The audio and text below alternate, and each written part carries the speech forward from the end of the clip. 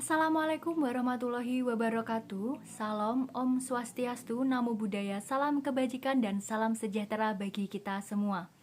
Saya Melinda Wulandari dengan NIM 2008 1020 1186, Manajemen Keuangan Internasional kelas B. Di sini saya akan menjelaskan mengenai The International Financial Environment atau lingkungan dari keuangan internasional. Oke, baik. Di sini yang pertama ada perusahaan multinasional atau MNC. Jadi MNC ini merupakan suatu perusahaan yang wilayah operasionalnya meliputi beberapa negara dan memiliki sarana untuk menciptakan servis di luar negaranya sendiri. Nah, pada umumnya MNC ini berbentuk induk perusahaan pada suatu negara dan memiliki beberapa anak perusahaan di negara lain. Nah, MNC ini juga memiliki ciri khas yaitu membuat keputusan-keputusan pendanaan proyek dengan mempertimbangkan berbagai jenis variabel ekonomi seperti nilai tukar, harga, kemudian inflasi, dan lain sebagainya. Baik, selanjutnya yaitu faktor-faktor yang mempengaruhi MNC. Di sini dijelaskan ada 6 faktor. Yang pertama yaitu faktor ekonomi. Jadi faktor ekonomi ini sangat berpengaruh signifikan terhadap MNC.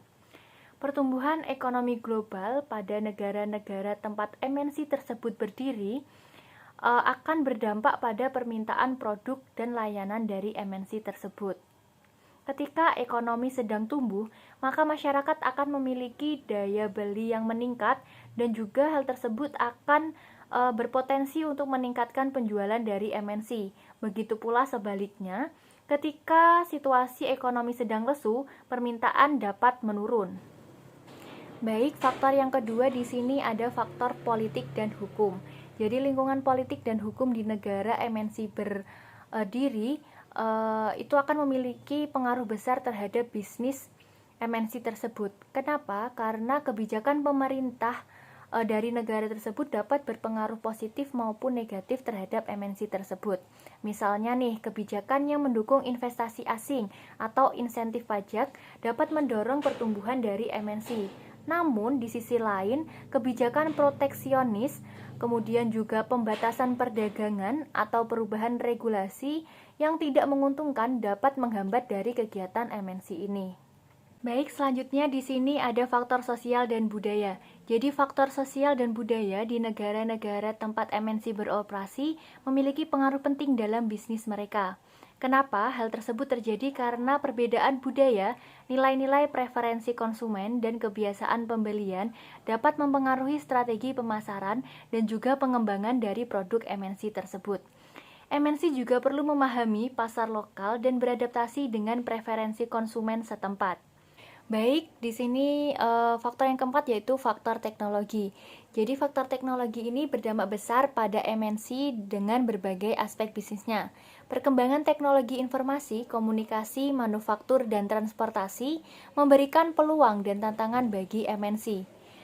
Teknologi informasi dan komunikasi yang maju memungkinkan MNC untuk mengelola operasi mereka secara efisien, berkomunikasi dengan tim global, dan mengintegrasi rantai pasokan mereka. Nah, inovasi teknologi juga mempengaruhi pengembangan produk dan layanan MNC. MNC perlu mengadopsi dan mengintegrasikan teknologi baru untuk tetap kompetitif dan memenuhi kebutuhan pasar yang terus berkembang.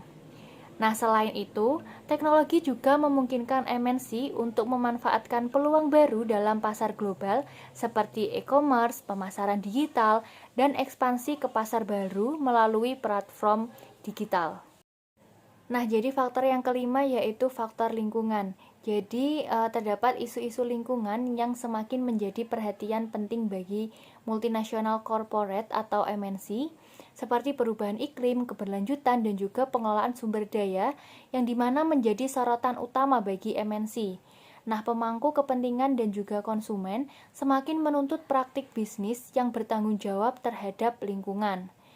Nah, selain itu, MNC juga harus mempertimbangkan dampak dari lingkungan, operasi bisnis mereka, dan juga mengadopsi praktik yang ramah lingkungan.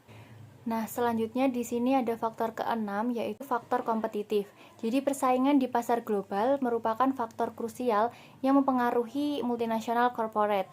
Jadi MNC ini harus menghadapi persaingan dari pesaing lokal maupun internasional yang beroperasi di pasar yang sama. Persaingan dapat mempengaruhi pangsa pasar, harga produk, inovasi, dan juga strategi pemasaran dari multinasional corporate ini. Jadi MNC harus mengembangkan strategi yang kompetitif baik dalam hal kualitas produk, harga, maupun diferensiasi. MNC juga harus memahami dengan baik kekuatan, kelemahan pesaing, serta tren pasar yang berkembang agar dapat merespon dengan cepat dan dapat mengambil langkah yang tepat untuk mempertahankan dan meningkatkan posisi mereka di pasar multinasional corporate tersebut. Baik, materi yang selanjutnya yaitu perkembangan perusahaan multinasional. Nah, pertama di sini ada industri multinasional yang meluaskan usahanya dalam rangka mencari bahan dasar. Nah, di sini dapat diilustrasikan perusahaan-perusahaan yang beranjak di bidang pertambangan serta ekstraksi meluaskan perusahaannya dan menjadi industri multinasional dikarenakan tujuan utamanya merupakan mencari bahan dasar. Nah, jadi yang kedua yaitu industri multinasional yang bermotif mencari pasar. Jadi, industri sejenis ini melakukan go internasional dikarenakan pasar domestiknya tidak lumayan besar sehingga mereka melakukan hal tersebut untuk memenuhi kapasitas penuh serta economic of sale-nya.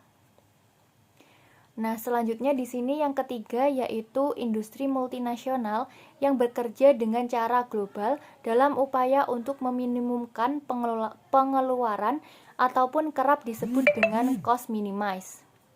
Nah, jadi industri sejenis ini melakukan go internasional dikarenakan ingin menggunakan kelebihan yang dimilikinya serta mendapatkan kemauan berbentuk pembebasan pajak, melangsungkan transfer price, mendapatkan bayaran tenaga kerja yang ekonomis atau bahkan meminimumkan bayaran dari investasi.